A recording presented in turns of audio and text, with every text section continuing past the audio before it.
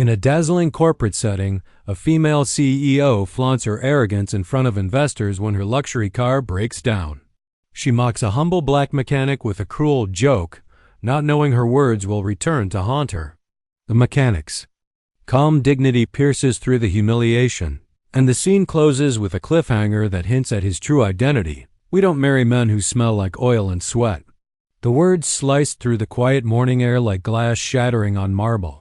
Gasps echoed across the glossy corporate courtyard of Luminex Industries, where the air smelled of expensive perfume, fresh-cut grass, and the faint tang gasoline. A red luxury sports car, sleek, imported, and worth more than most people's homes, sat dead and useless at the center of the gathering. Its engine refused to growl back to life, leaving its owner stranded in front of her board members, investors, and assistants. That owner was Victoria Holloway, 38 years old, a billionaire CEO known for her ruthless wit, diamond heels, and a smile that cut deeper than any blade. She stood with her arms folded, a portrait of elegance and control, until she noticed the man kneeling by the hood. He was tall, broad-shouldered, his dark skin glistening under the sun. His blue mechanic's coveralls were stained with grease, his hands steady as he examined the snarled mess of wires and bolts. He didn't rush. He didn't even look up at her when she spoke. Victoria's laughter rang out, sharp and metallic. "Tell you what," she said loudly enough for the investors to hear. "If you can fix this engine in front of all of us, something my own engineers couldn't manage, I'll marry you." The crowd roared with awkward laughter. Some chuckled nervously, others smirked, waiting to see how the mechanic would crumble under such public mockery. To them, it was entertainment. A black man in oil-stained clothes standing against a woman worth billions, it was laughable. Absurd, impossible, but the mechanic Darius Cole didn't laugh. His silence was louder than their mockery. The engine hissed, a faint smoke curling upward like wounded breath. The investors whispered. One muttered, "She's really doing this?" Another replied, "Of course, look at him. He doesn't belong here." Victoria tilted her head, her diamond earrings flashing. "Well, mechanic, cat got your tongue? Or is this challenge too much for someone like you?" Finally, Darius lifted his gaze. His eyes were steady, carved from quiet storms. He didn't speak at first, just reached into his pocket, pulling out a small worn cloth to wipe his hands. The action was deliberate, symbolic, as if he refused to let their gaze dirty. His dignity. Then he spoke. His voice was calm, smooth, carrying the weight of something greater than himself. "You should be careful with promises, Miss Holloway," he said, folding the cloth and sliding it back into his pocket. "Engines aren't the only things that reveal what's broken." The courtyard fell silent. The smirk on Victoria's lips faltered for just a second, though she quickly masked it. Her investors exchanged curious glances. Sensing a strange shift in the air, Darius lowered his gaze back to the car, his fingers brushing over the cold machinery with the tenderness of a surgeon about to make his first incision. And then, as if scripted by fate itself, the luxury car coughed once, twice before roaring alive under his touch. The courtyard erupted in gasps, but Darius didn't look at the car. He looked straight at Victoria. "Now," he said, his words heavy with unshakable gravity, "shall I prepare the wedding ring?" The courtyard froze. Victoria's investors turned to her with wide eyes. Her face, once composed and flawless, cracked with something dangerously close to fear. The sound of the running engine drowned out the silence, as if mocking her arrogance, with every rev of its heartbeat. And that was only the beginning. The hum of the newly revived engine still echoed in people's ears long after Darius walked away.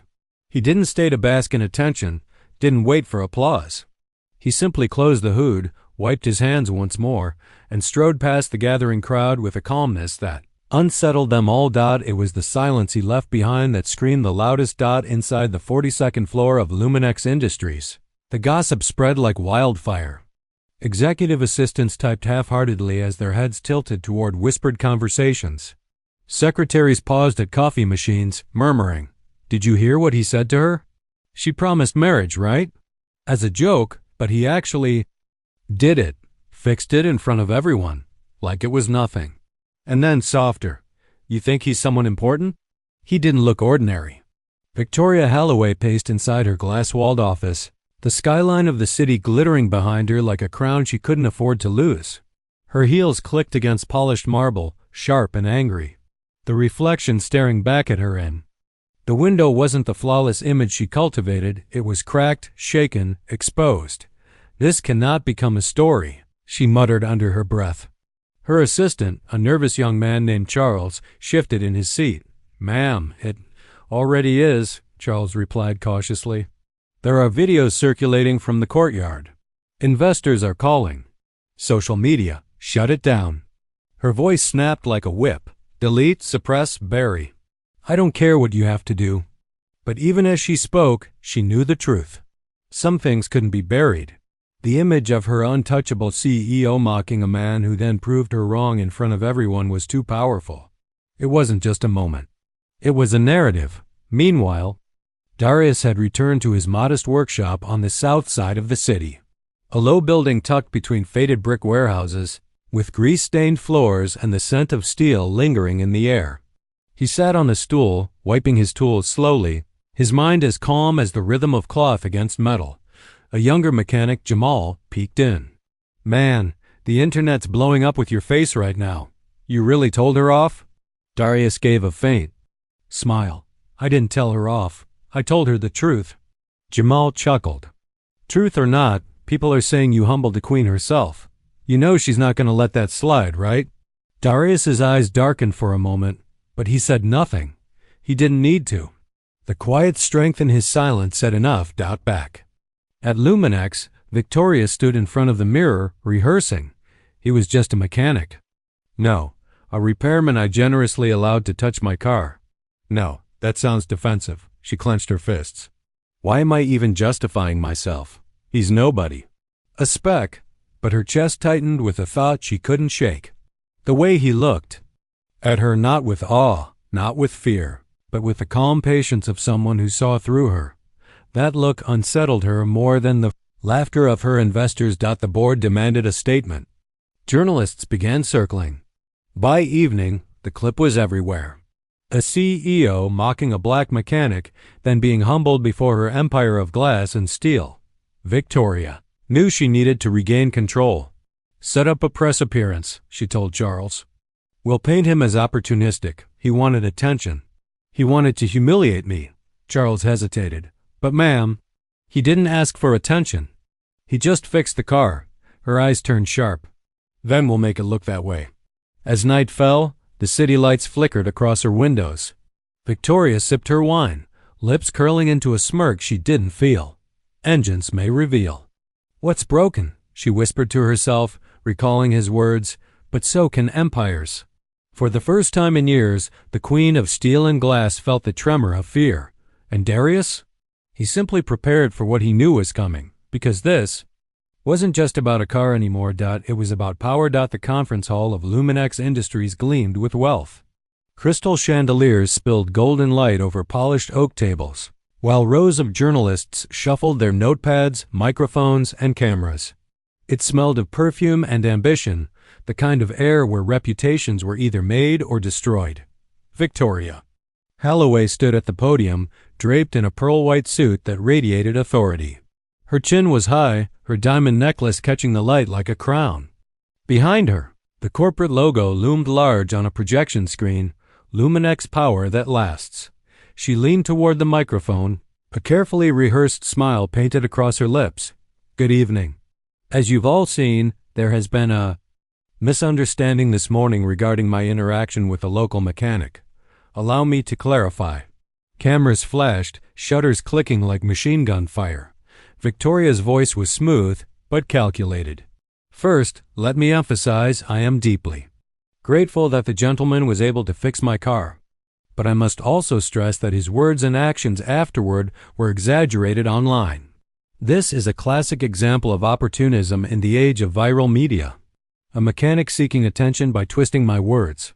Reporters scribbled furiously. A few raised eyebrows. She continued, louder now, her tone gaining sharpness. "Let me be absolutely clear. I respect workers of every profession. But when someone exploits a moment to humiliate a woman in leadership, we must ask, who really benefits? A murmur rippled through the room. Some reporters nodded, others exchanged skeptical glances. Then came the questions. Miss Holloway, are you denying you promised to marry him if he fixed your car? Victoria's smile froze for a fraction of a second. Cameras caught it. She recovered quickly. It was sarcasm. A joke, obviously. Anyone who knows me knows I use humor. Another reporter. But witnesses say he didn't provoke you. Isn't this about power dynamics? A wealthy CEO mocking a working-class black mechanic? Her jaw tightened. This has nothing to do with race.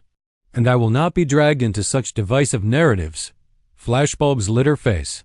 Sweat gathered at her temple. She clenched the edges of the podium to keep from trembling. Outside the building, television streamed the conference live across cafes, offices, and homes.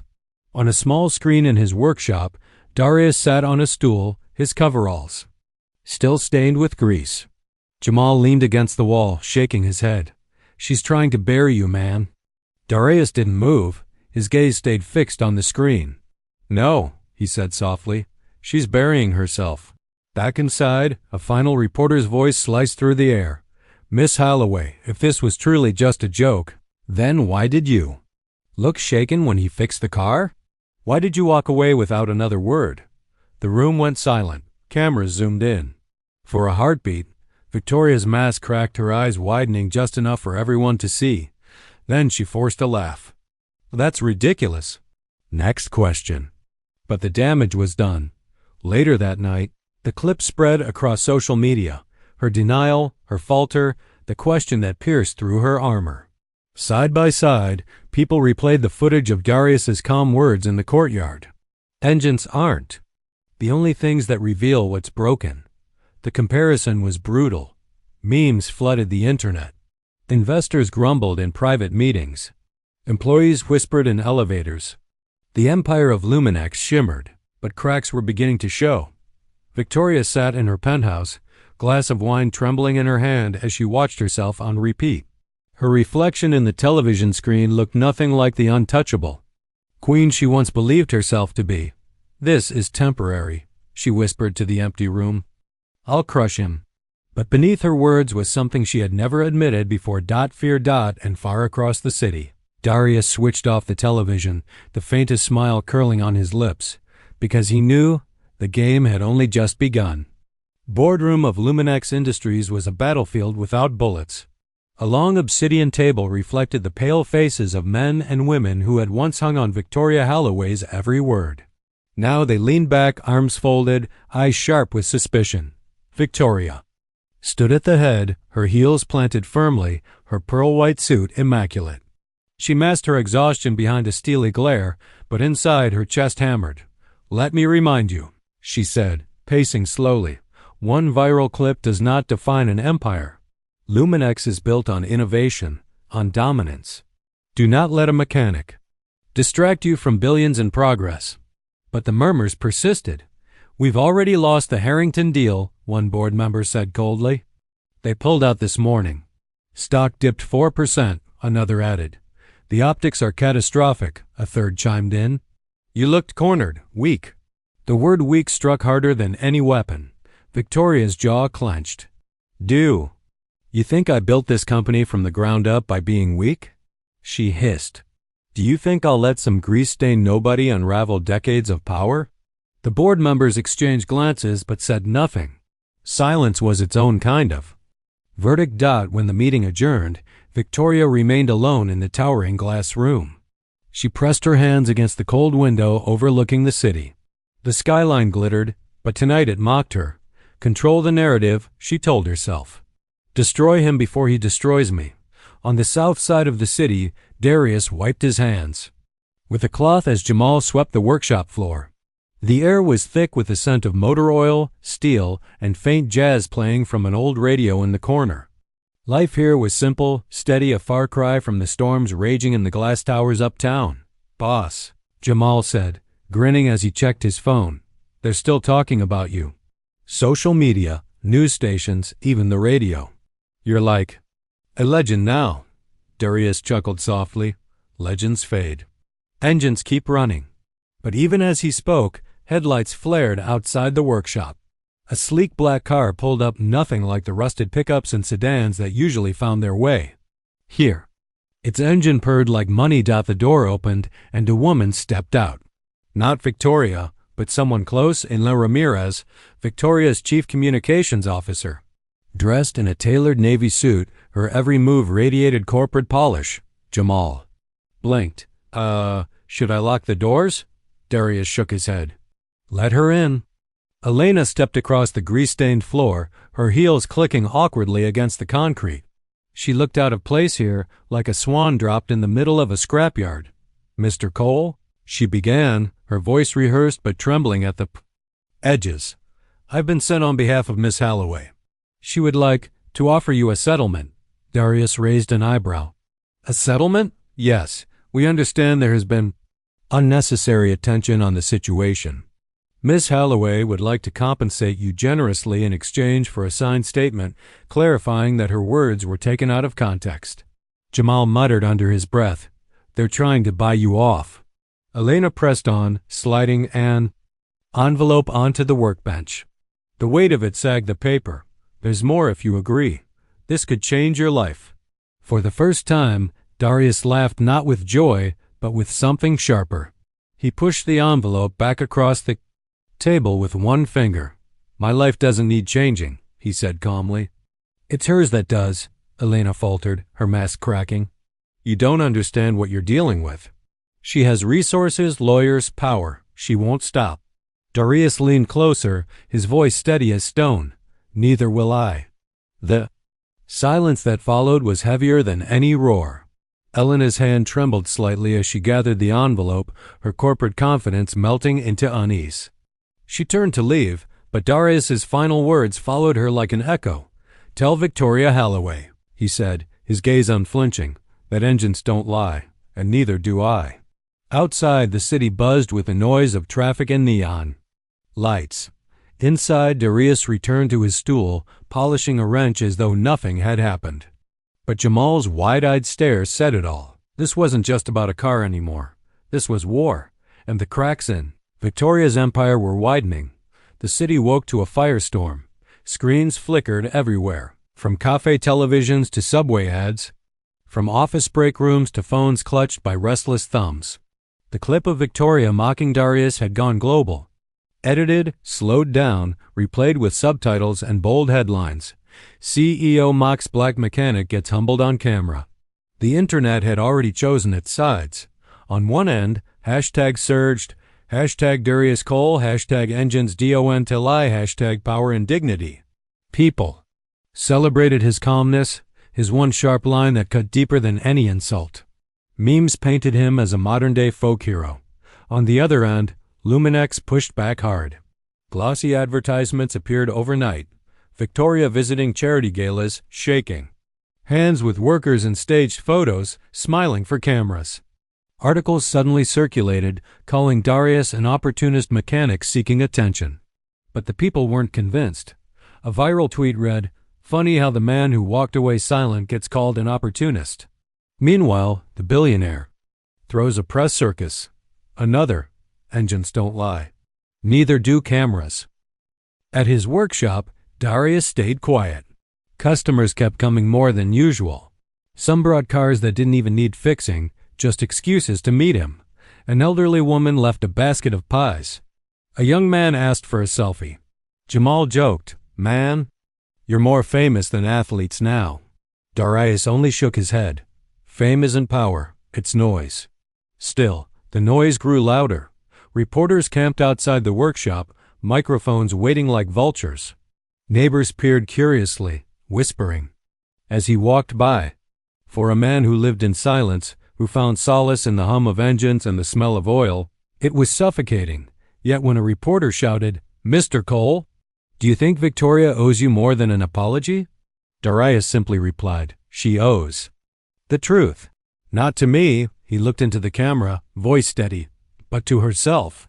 The clip went viral again, calm, direct, unshakable. Meanwhile, Victoria sat in her penthouse office, rage burning beneath her tailored exterior. The smear campaign wasn't working. Every staged photo felt like fuel on the fire. Her assistant Charles entered nervously, carrying reports. "Ma'am, you should see this." He placed the papers on her desk. Polls, analytics, trending feeds. Words like hypocrite, elitist, arrogant. Her brand was no longer untouchable, it was under siege. "Why isn't this dying?" she demanded. "We're pouring millions into PR." Charles hesitated. "Because he's not fighting back. That makes him stronger." The words stung like poison.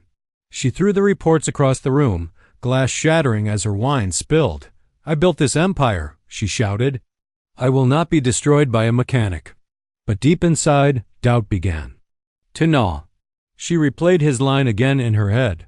Engines aren't the only things that reveal what's broken, and for the first time, she wondered if he hadn't been talking about her car at all. Night fell.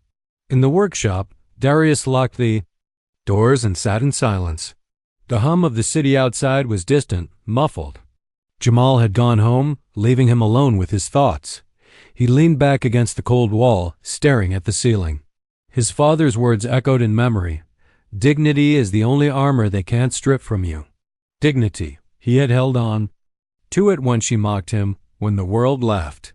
And now the world saw, but dignity, he knew, also came with weight. The more people believed in him, the heavier it became. A phone buzzed on the workbench. A message from an unknown number. "Careful, Mr. Cole. Engines break. So do men." Darius stared at the screen, his jaw tightening. For the first time, the storm reached his doorstep. And he knew the battle had only just begun. The streets were quieter that night, but Darius noticed the difference. A black SUV idled too long at the corner near his workshop. A pair of men lingered outside the diner across the street without ordering food.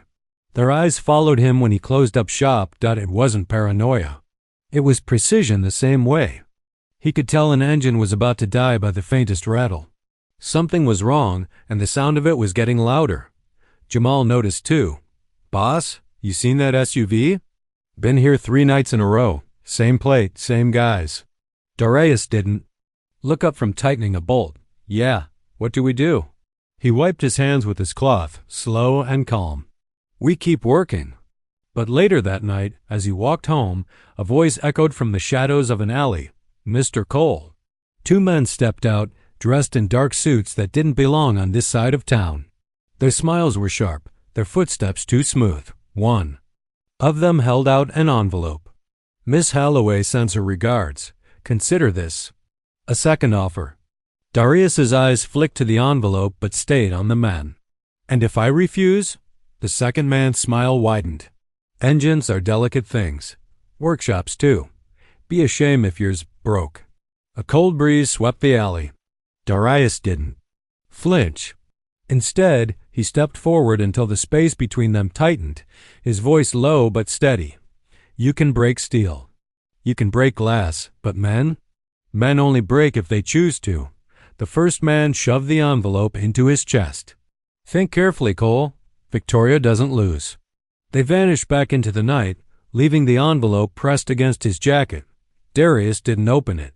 He dropped it straight into the nearest trash fire, watching the flames devour the paper as though it had never existed. At her penthouse, Victoria swirled wine in a crystal glass, her city view shimmering beneath her. Elena Ramirez, her communications officer, stood nearby, uneasy. "They won't scare him," Elena warned. Victoria sipped, lips curling. "Everyone has a breaking point. We'll find his." "Ma'am, the board is restless." "This campaign against him, it looks desperate." Victoria's eyes turned cold. "Desperate is letting a mechanic humiliate me in front of my empire. This is strategy." But Elena saw the cracks.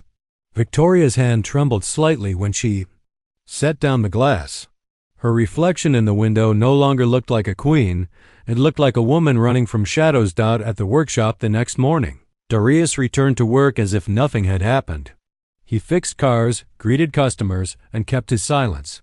Yet Jamal could see the tension in his shoulders. "You should go public about this," Jamal urged. "Tell people she's sending guys after you." Darius shook his head. "No. The moment I shout, I become what she wants: loud, angry, easy to dismiss."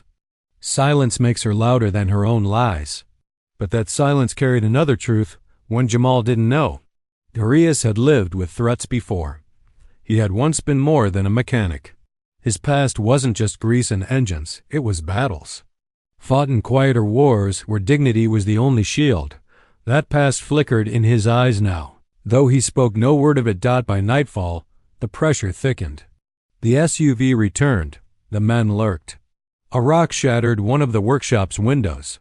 Jamal rushed to the door, furious, but Darius held him back. "Not yet," he said. "Not like this." Instead, he stood in the broken glass, breathing slowly, staring out into the dark street. Whoever was watching, he wanted them to see that he wasn't afraid. Across the city, Victoria poured another glass of wine, convincing herself she was winning. But in her chest, a different sound grew, a faint, rattling hum, like an engine on the verge of collapse. The week began with silence. The kind of silence that hangs before a storm. Heavy and electric. In the heart of downtown, Luminex's headquarters stood tall, 50 floors of glass and steel. But inside its walls, the atmosphere was brittle. Investors whispered in corners, assistants avoided eye contact, and board members carried unease in their briefcases. The empire wasn't collapsing yet, but the cracks were spreading like spiderwebs. Across a windshield. Victoria Holloway sat in her corner office, staring at reports spread across her desk. Profits were still high, but perception was slipping through her fingers. Deals delayed, partnerships withdrawn, media narratives shifting from admiration to suspicion. She slammed a folder shut, her diamond ring catching the light like a weapon. How could one man, a mechanic, undo years of power? "Ma'am," her assistant Charles said nervously from the doorway. "The Japanese investors canceled their visit. They cited concerns over your public image." Victoria's chest tightened. "Concerns? Over me? I am the image." Charles swallowed. "With respect, ma'am, people see you differently now. The clip, it won't die." Her eyes narrowed. "Then we'll bury him." But as she said it, a sliver of doubt crept in. Because Darius Cole wasn't fighting. He wasn't speaking out, wasn't defending himself in interviews, wasn't trying to climb on her downfall.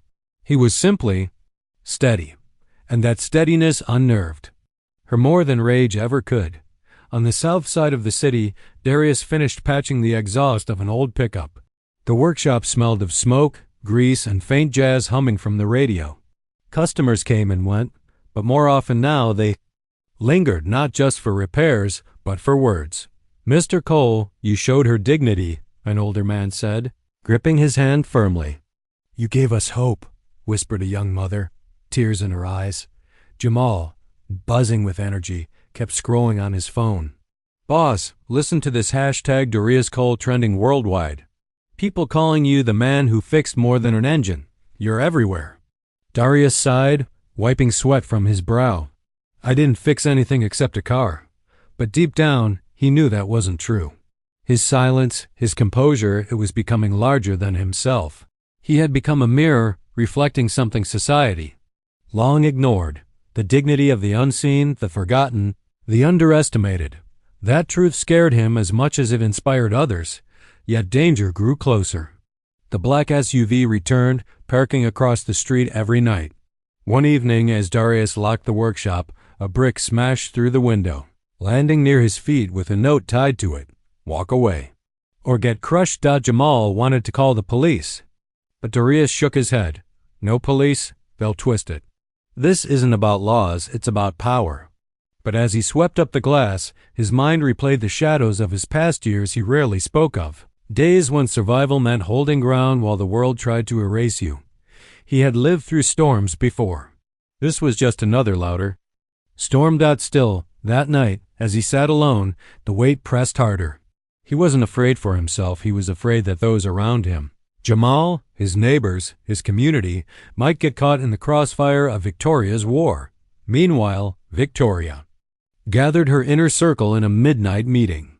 The atmosphere was tense, the air thick with cigarette smoke and expensive cologne. "We're losing ground," one executive admitted. "Our name is tied to arrogance now."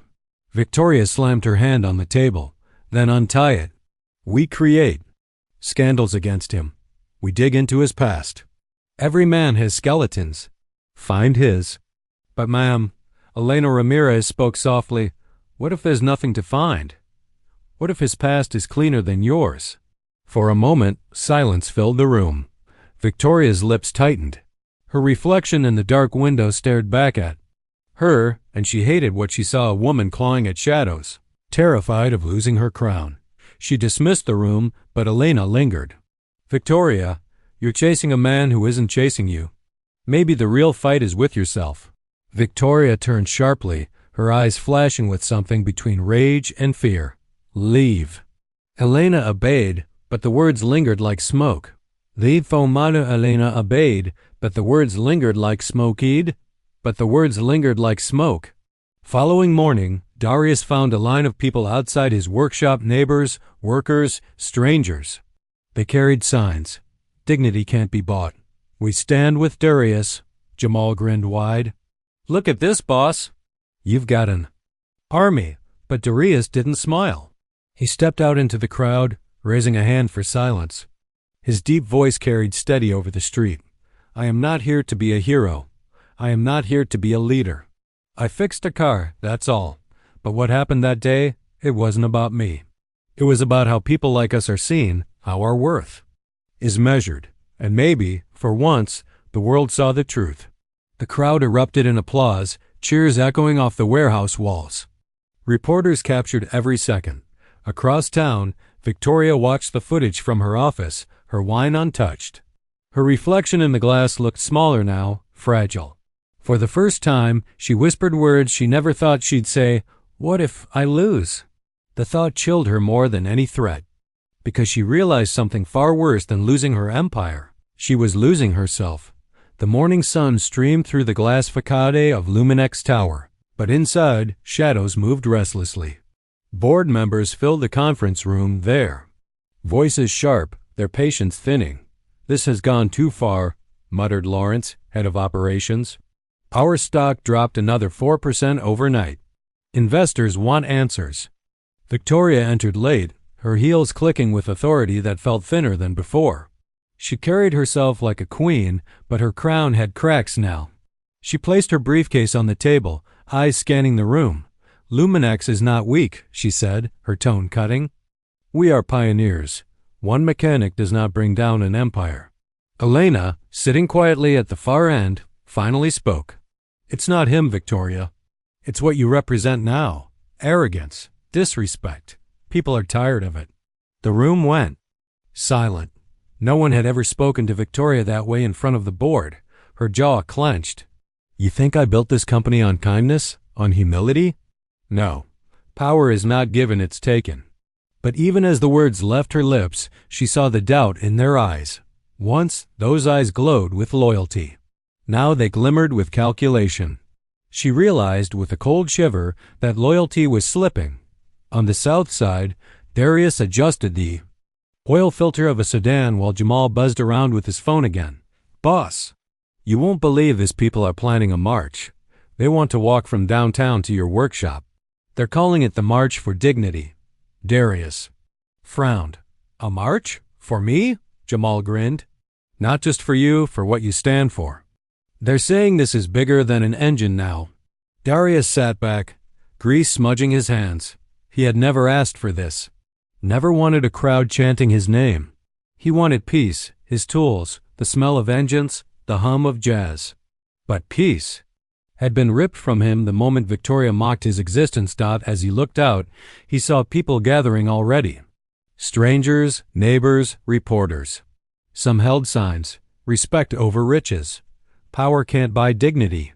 Darius felt the weight pressing down on his chest. He wasn't just fixing cars anymore. He was being asked to fix something broken in the world. The march began that Saturday. Thousands filled the streets. Children on their fathers' shoulders, elderly women clutching canes, workers in uniforms. The air thrummed with unity. At the front, Darius walked quietly, Jamal bouncing beside him like a firecracker. Reporters shouted questions. Darius, do you plan to sue Luminex? Do you consider yourself a leader of this movement? What message do you have for Victoria Holloway? Darius paused. Cameras flashed. His deep, calm voice carried through the crowd. My message is simple. We are not defined by how others mock us. We are defined by how we carry ourselves when mocked. The crowd roared. The chant began. Darius, Darius, Darius. But inside, Darius felt no triumph. Only a heavier responsibility. Back at Luminex, Victoria watched the live broadcast. Her office, once a sanctuary, now felt like a cage. The chants bled through the TV screen, echoing in her chest like war drums. She hurled the remote across the room. This ends tonight, Charles flinched. Victoria, please. If you strike back now, it will only silence, she snapped. But her voice cracked. For the first time, she heard her own fragility. That night, she met privately with two executives. We need leverage, she whispered. If the world wants to worship him, then we give them a reason to doubt him. What are you suggesting? One asked cautiously. Dig deeper, she hissed. Past, family, debts, anything. We ruin his image before it ruins us. But when she was alone, she stared at her reflection. Her hands trembled. She had built her empire on power, yet here she was, scrambling like prey. For the first time in decades, fear outweighed arrogance. In the days following, Darius found his shop overflowing with visitors. A mother brought cookies. A church choir sang outside. A group of college students offered to repaint the garage. You're a symbol now, one of them said, eyes bright. Darius forced to smile, but inside he asked himself, a symbol of what? And for how long? Late that night, he sat on his porch, staring at the city skyline. He thought about his father, how he had worked his whole life in silence, dignity intact even when the world spat in his face. His father once told him, the real fight isn't about proving them wrong. It's about proving yourself right. Now those words returned, heavy with meaning. The pressure on Victoria only grew.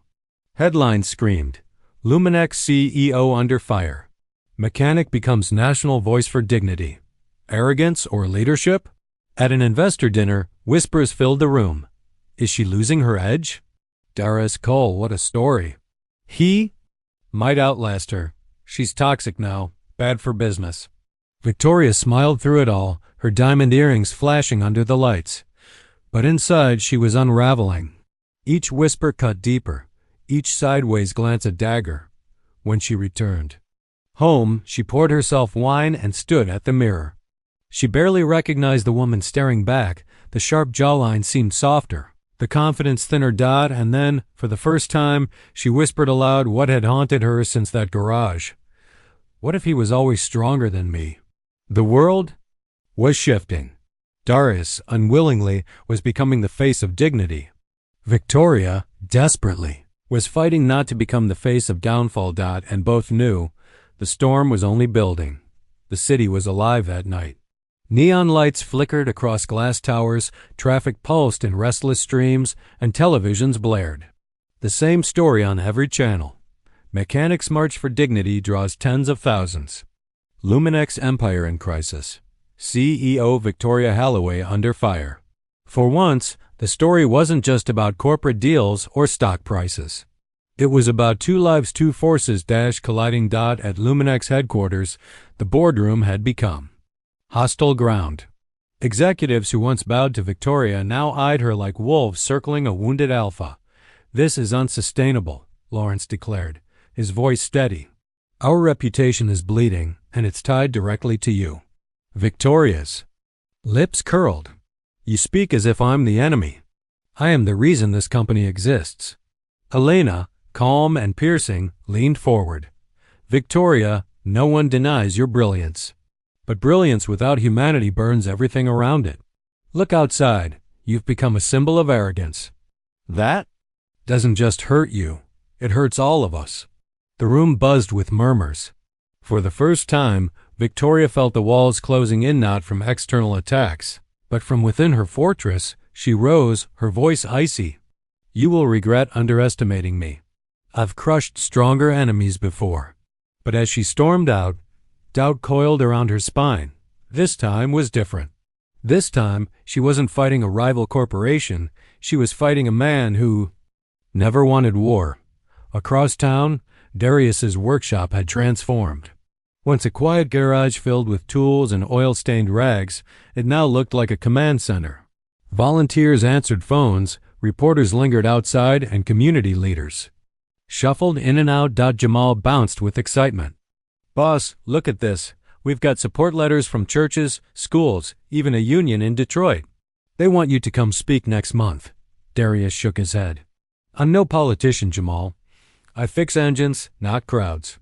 "But you are crowds now," Jamal pressed. "They see you as proof that dignity wins." Darius leaned against the workbench, wiping his hands. His eyes fell on the same wrench he'd used the night Victoria mocked him. A simple tool, heavy with memory. "I never asked for this," he murmured. "But maybe it was always going to find me." He thought of his father again, his lessons about silence, patience, and strength. And for the first time, Darius felt he wasn't just carrying his own story, but the stories of countless others whose dignity had been mocked and dismissed. Meanwhile, Victoria returned to her penthouse, exhaustion clinging to her like perfume. She poured whiskey, staring out at the city skyline. Her phone buzzed. A message from Charles. "2 major investors are pulling out. Staff morale is collapsing." She dropped the glass, shattering it against the marble floor. The whiskey bled like amber tears across her feet. For the first time, she whispered to herself, "Am I finished?" The silence of her penthouse answered her back. The next day, Darius was invited to a televised town hall. He resisted at first, but the pressure from his community was undeniable. He stood on stage under glaring lights, rows of people staring. Back, cameras flashing. The moderator leaned forward. "Mr. Cole, you've become the face of something much larger than yourself. What do you want people to learn from your story?" Darius took a breath. His voice, steady but weighted, filled the room. "That dignity is not a luxury. It's not reserved for the rich or the powerful. It belongs to every human being. And no empire, no CEO can strip it away." Applause thundered. People rose to their feet. Camera zoomed in, capturing his calm fire. Across town, Victoria watched the broadcast. Each word from Darius felt like a hammer against her crumbling walls. She gripped the armrest of her chair so tightly her knuckles went white. "No," she whispered. "This ends with me. I won't be erased." Her eyes darkened with resolve. She wasn't done, not yet.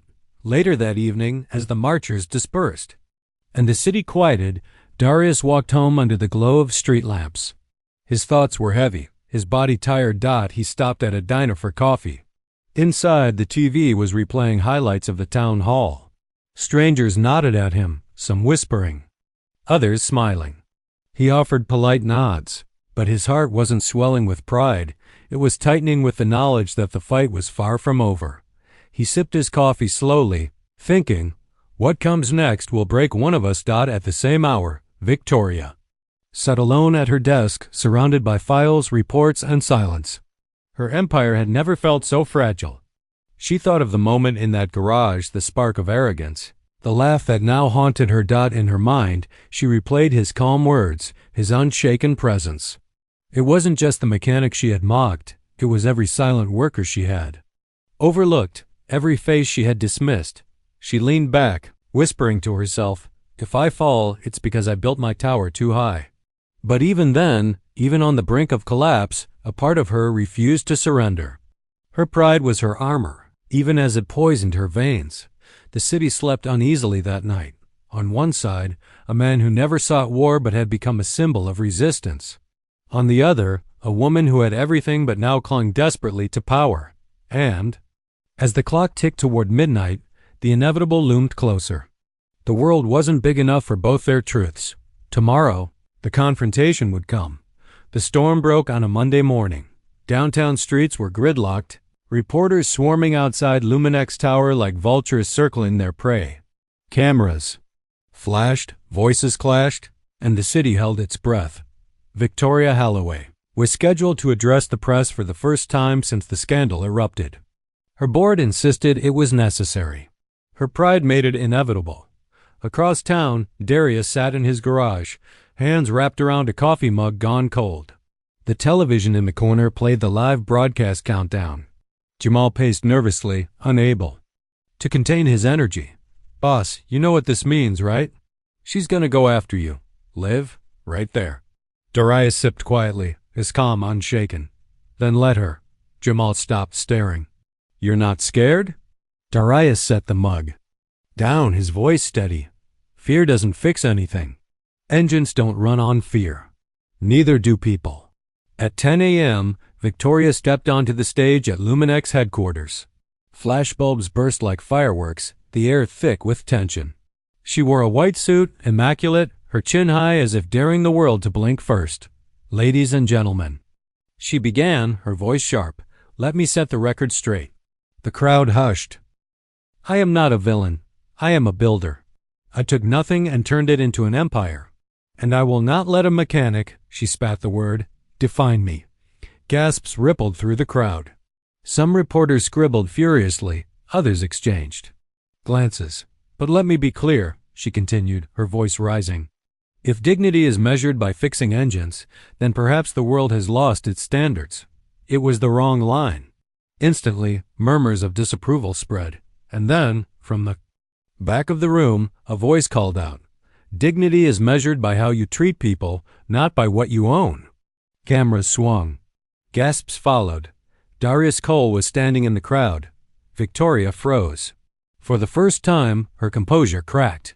You, she stammered, her eyes narrowing. You don't belong here. Darius's voice carried, calm and deep. Slicing through the noise. Neither does arrogance. The room erupted. Reporters shouted questions. Flashbulbs exploded. The board members at the front exchanged grim looks. Victoria tried to laugh, but it rang hollow. So you come here to what, humiliate me? To bask in the attention you've stolen? Darius shook his head. I didn't come for attention. I came because truth doesn't hide. The silence that followed was heavy. For years, Victoria had ruled with intimidation. Her words were law, her presence unshakable. But in this moment, against Darius's steady calm, she looked smaller. She slammed her hand on the podium. Do you think you're better than me? You're a mechanic, Darius. A man with grease under his nails, nothing more. Darius took a step forward, the cameras tracking him like gravity. His eyes held hers, steady and unflinching. You see grease. I see work. You see hands that repair. I see value. That's the difference between us, Victoria. You build towers. To prove power, I fix what's broken. The words struck like thunder. Reporters erupted with questions. The crowd murmured louder. Even some board members nodded unconsciously. Victoria's face tightened, her empire slipping with each heartbeat. You think you've won? She hissed. These people cheering you, what do they know about power, about sacrifice? Darius's reply was soft, but it carried through the microphones. They know enough to see when pride destroys a person. And they're watching you destroy yourself. The silence that followed was deafening. Camera zoomed in on Victoria's trembling hands, her eyes darting desperately for an escape. Her board members whispered furiously, already distancing themselves. Reporters typed headlines in real time, and then came the final blow, not from Darius but from within. Elena Ramirez, the executive who had warned her weeks ago, stepped forward to the microphones. Victoria Holloway no longer represents Luminex. Effective immediately, the board is voting for her removal. The room exploded. Reporters surged forward. Questions flew like arrows. Victoria staggered back, her face pale. You can't, but... Her words drowned in the roar of the crowd. And in the middle of it all, Darius stood still, calm as ever, not gloating, not celebrating, just steady, as if he had always known this moment was never about him, but about truth finally surfacing. By evening, the headlines were everywhere. CEO ousted after scandal. Mechanic becomes symbol of dignity. Power collapses, respect rises. Victoria vanished into silence. No cameras followed her now. The empire she had ruled like a throne had cast her aside. Darius walked home late, the city quieter now. Jamal trailed beside him, still buzzing. Boss, you did it. You took her down. Darius shook his head. No, Jamal, she took herself down. All I did was stand. They reached the garage. It was dark, quiet, familiar. Darius ran his hand across. the hoot of an old car waiting for repair.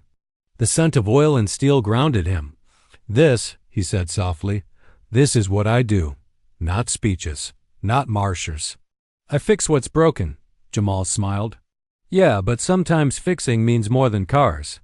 In the weeks that followed, life slowly settled. The marsh quieted. Reporters moved on to new stories. But something lingered, something deeper. The people remembered. The lesson remained. At the corner of the garage, someone had painted words on the brick wall. "Dignity can't be mocked." Darius never asked who did it. He simply left it there, a reminder not just of Victoria's fall, but of the truth that had carried him through. Far away, in her silent penthouse, Victoria stared at her reflection one last time. The woman in the mirror no longer wore diamonds or power. She was just a woman, stripped bare, left with the one truth she had spent her life ignoring. Arrogance doesn't last. Dignity does.